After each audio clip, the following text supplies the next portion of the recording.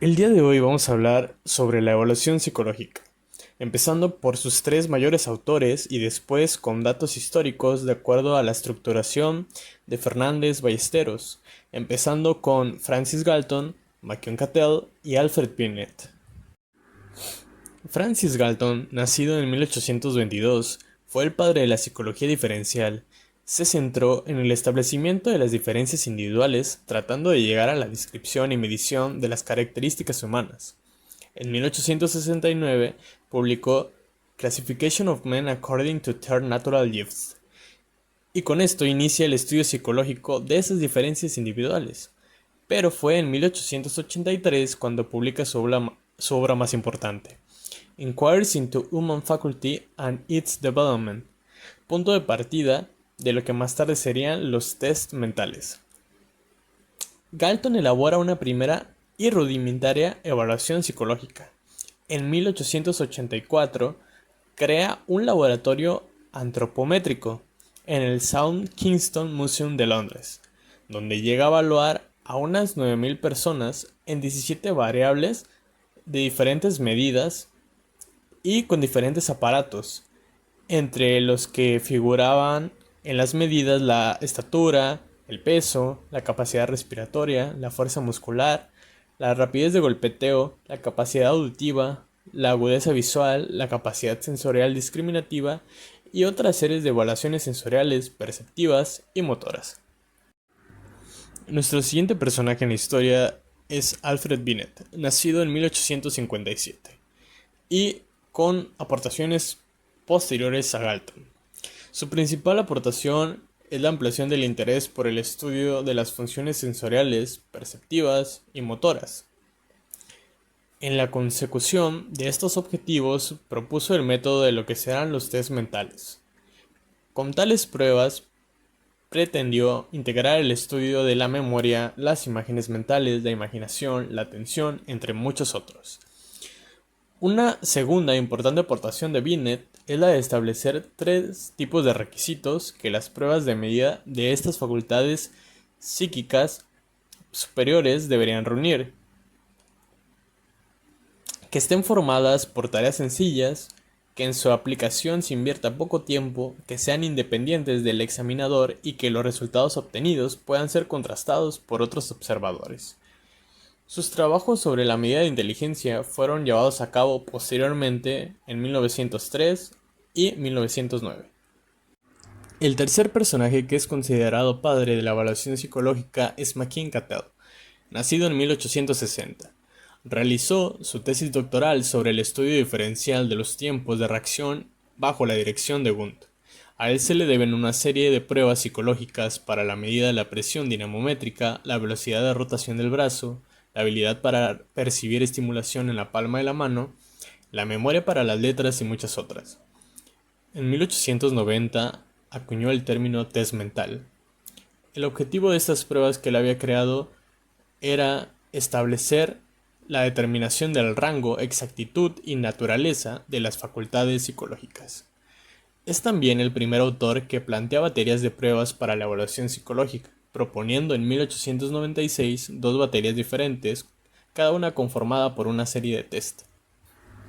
Después de hablar de estos tres personajes históricos que se consideran los padres fundadores de la evaluación psicológica, vamos a hablar sobre 10 hitos históricos desde la década de 1910 hasta la de 1970 que conforman parte también de la historia de la evaluación psicológica hasta nuestros días.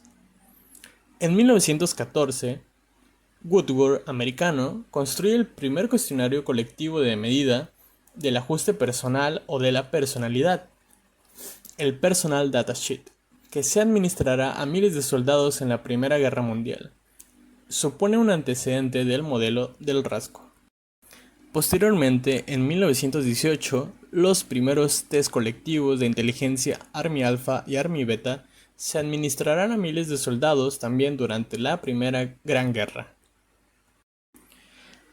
En 1921, el suizo Hermann Rorschach publica su Psicodiagnostik, una técnica de medida de la personalidad a partir de la interpretación de manchas de tinta, y su examen psicodinámico la hace ser un pionero del modelo dinámico.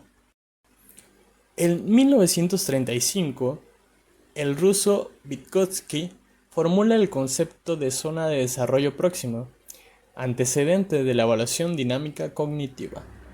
En 1939, el americano David Wechsler publica la primera edición de su escala de medida de la inteligencia del adulto, que se convierte en uno de los tests más utilizados. Posteriormente, en 1947, también el americano Halstead con su obra Brain and Intelligence y el ruso Luria con su restauración de la función tras una lesión cerebral sientan las bases de la evaluación neuropsicológica. En 1948, la Oficina de Servicios Estratégicos de Estados Unidos publica Assessment of Men, donde se presenta una primera definición de evaluación como el arte científico de llegar a conclusiones suficientes con insuficientes datos. Supone un antecedente indiscutible de la evaluación conductual y de los Assessment Centers. En 1950, Monty B. Shapiro presenta a la reunión anual de la Sociedad Británica de Psicología el trabajo An Experimental Approach to Diagnostic Testing, en el que plantea la integración de datos procedentes de test a través de un proceso experimental inductivo-deductivo que marcará el antecedente del proceso de evaluación.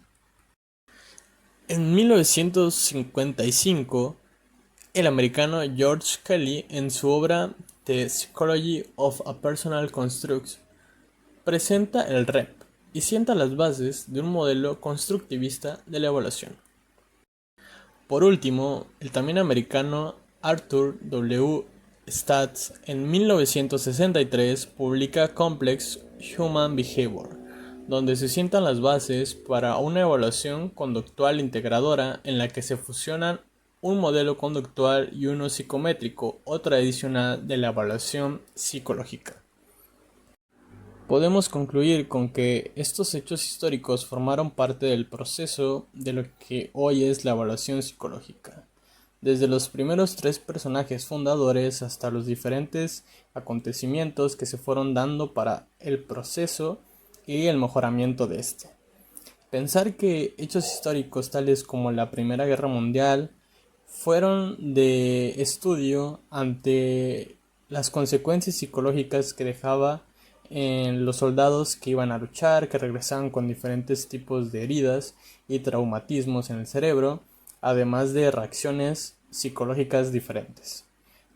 Toda esta historia es parte de lo que hemos estudiado y lo que estamos estudiando hoy en día, y es importante conocer siempre los antecedentes y las bases de lo que sentaron lo que hoy sabemos, para que así podamos tener una mejor visión del contenido académico.